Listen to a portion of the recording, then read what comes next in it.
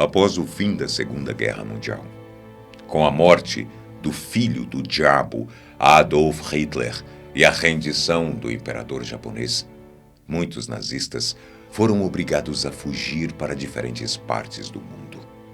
Os membros do exército alemão tinham cometido terríveis atrocidades, principalmente contra o povo judeu, e precisavam, sem dúvida alguma, pagar por seus crimes. Alguns deles até foram capturados e executados pelo Exército Vermelho. Mas os mais poderosos e influentes, como sempre, conseguiram fugir. Foi então que começou a caçada aos monstros do Terceiro Reich. Ou melhor, caçada aos assassinos nazistas. Surgiram organizações específicas para isso, que passaram anos tentando localizar os malditos responsáveis por tantas barbáries. Muitos desses monstros vieram para a América do Sul. Inclusive, para o Brasil já é sabido, que foi palco da caçada de um dos mais influentes nazistas da época. Mas como foi que eles conseguiram fugir da Alemanha? E o que aconteceu depois que chegaram ao nosso continente? Se trata de uma história complexa. Então vamos com calma, que eu conto a vocês todos os detalhes. Sejam bem-vindos ao canal Boco, o Sétimo Filho. Hoje saberemos a história de como foi a captura dos monstros assassinos que envergonharam os alemães e a nação alemã. Após as duas explosões em Hiroshima e Nagasaki em 6 e 8 de agosto de 1945, o Japão começou a se render. Mas foi só no dia 2 de setembro, 4 meses após a Alemanha ser derrotada, que a guerra chegou ao fim. Nesse meio tempo, surgiram fugas que foram chamadas de Red Lines, que eram rotas clandestinas de navios. Enquanto muita gente acha que o nome tem a ver com a trilha de ratos ou algo do tipo, Red Line nada mais é do que aquelas cordas trançadas que servem de escada para subir no mastro dos navios. Antigamente, essas cordas eram a última tentativa dos marinheiros sobreviverem caso o navio afundasse. Daí saiu o nome para a última fuga dos ratos nazistas. E não eram fugas improvisadas ou feitas de última hora. Eram operações planejadas, longas viagens transatlânticas de navio, organizadas por pessoas poderosas, ligadas a grandes instituições que salvaram a vida não só deles, mas também de austríacos, croatas e eslovacos. Os 3 principais caminhos eram a rota nórdica, que passavam pela Dinamarca até a Suécia e embarcava para as Américas. A rota ibérica, que usava a Espanha para fugir, provavelmente com a ajuda do ditador espanhol Francisco Franco. E a rota pela Itália, que acredita-se que 90% dos nazistas usaram pelo fato do país ser aliado da Alemanha. Chamada de Rota do Vaticano, esse caminho passava por Roma e Gênova. Nesse caso, os nazistas receberam ajuda da Igreja Romana, que tinha medo da ascensão do comunismo após a Segunda Guerra Mundial. A Igreja forneceu documentos falsos de identidade, assim como a Cruz Vermelha deu aos fugitivos passaportes falsos permitindo que viajassem usando a nova identidade. Já surgiram até investigações para tentar descobrir o quanto o Papa Pio XII sabia sobre as Red Lines. Os destinos dos nazistas eram variados. Alguns preferiram os Estados Unidos, Canadá, Austrália e até o Oriente Médio. Porém, o destino preferido foi aqui, América do Sul. E por algum motivo, a Argentina chamou a atenção de muitos nazistas. Por ironia do destino, a terra dos hermanos tinha recebido milhares de judeus, tanto que hoje tem a maior comunidade judaica da América Latina. Segundo documentos revelados por autoridades alemãs em 2012, cerca de 9.000 pessoas, entre militares e colaboradores do Partido Nazista, fugiram para a América do Sul após o fim da guerra. No Brasil, estima-se que cerca de 2.000 tenham vivido por aqui, livres como pássaros. Esse era o contexto de quando os monstros vieram para o continente. Após fugirem, começou uma longa caçada a alguns dos principais líderes nazistas e aos maiores criminosos da guerra da história. Um fato curioso é que ao longo da Guerra Fria, apesar do ódio contra aqueles que estiveram ao lado de Hitler, tanto os aliados ocidentais quanto a União Soviética foram atrás dos cientistas e agentes nazistas para tentar usufruir dos seus conhecimentos.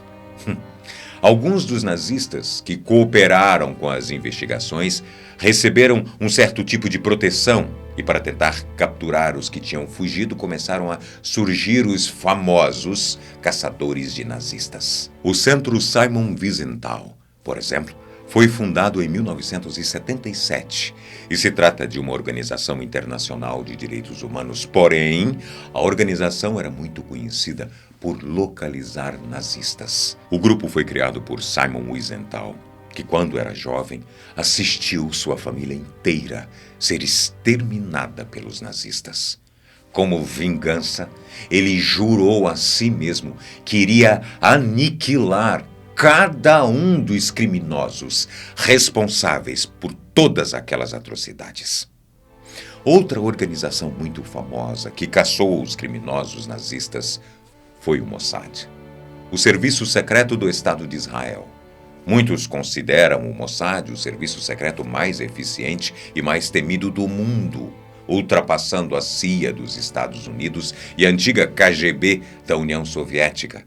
Agentes especializados formaram grupos que iam em busca dos oficiais nazistas da SS e da Gestapo.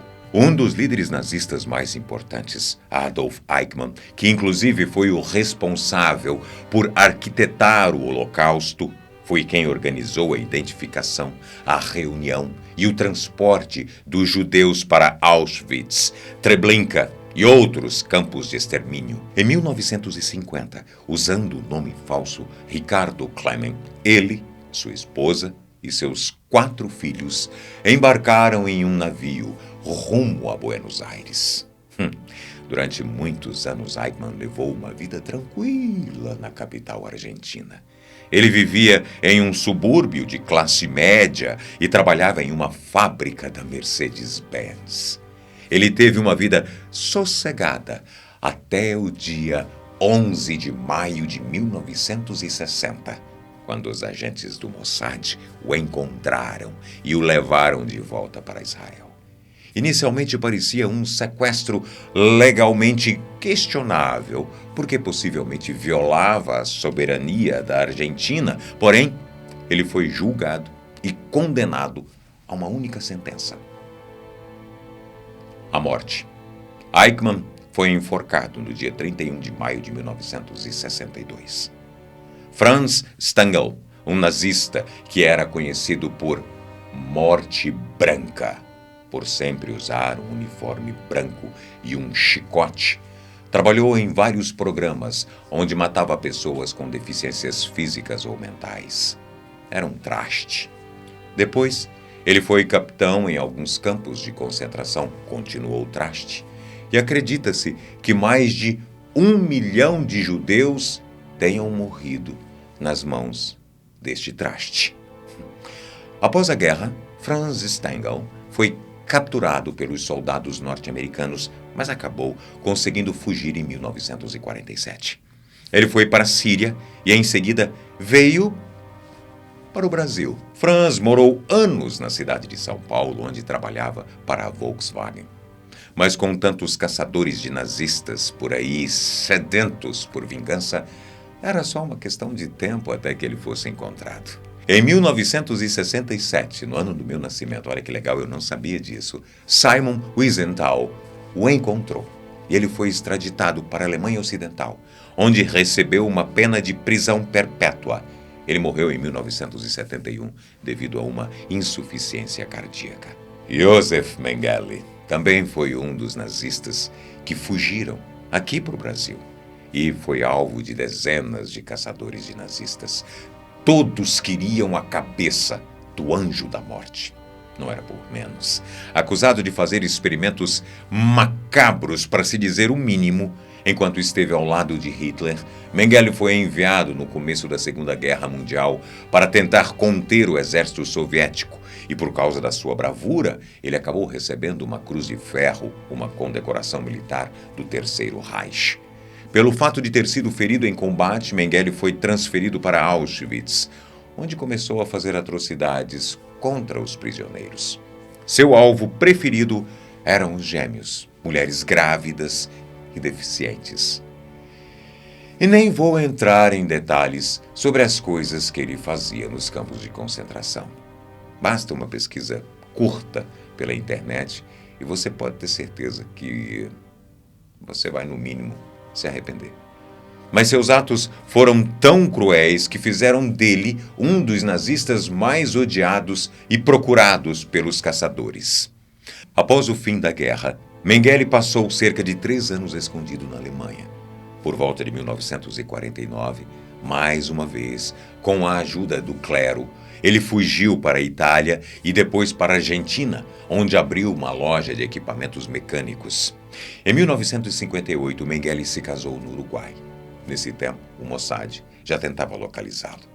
Na verdade, houveram vários pedidos de extradição do governo da Alemanha Ocidental, enquanto operações clandestinas eram realizadas pelos israelenses. Na mesma época em que Eichmann foi preso pelo serviço secreto, outros agentes do Mossad tentaram localizar Mengele e levá-lo a julgamento em Israel, mas sem sucesso.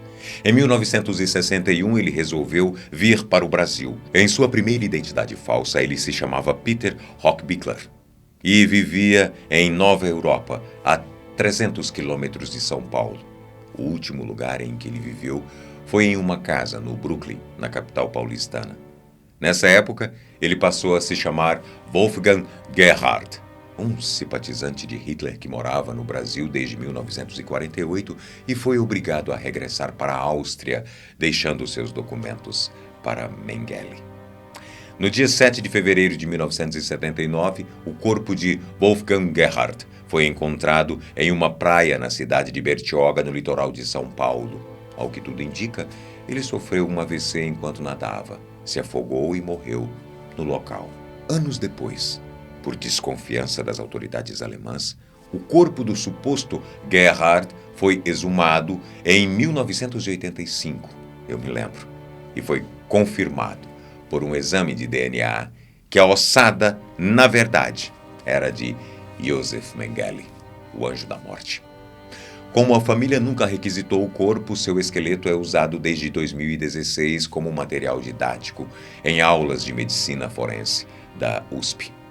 Lembrando que esses foram alguns dos casos dos nazistas que foram caçados aqui na América do Sul, e que a caçada a esses monstros continua, mesmo tanto tempo depois do fim da guerra. Enquanto existir a possibilidade de que algum deles continue vivo, os caçadores de nazistas continuarão tentando localizá-los e enviá-los aos tribunais para que paguem finalmente pelos crimes e atrocidades cometidas contra pessoas inocentes. Enquanto isso, estamos de olho, torcendo para que esses monstros paguem por seus crimes. Se gostou do vídeo, deixe o seu like. Se for novo no canal, se inscreva, comente, compartilhe. Todas essas coisas são muito importantes para nós. Esquece não.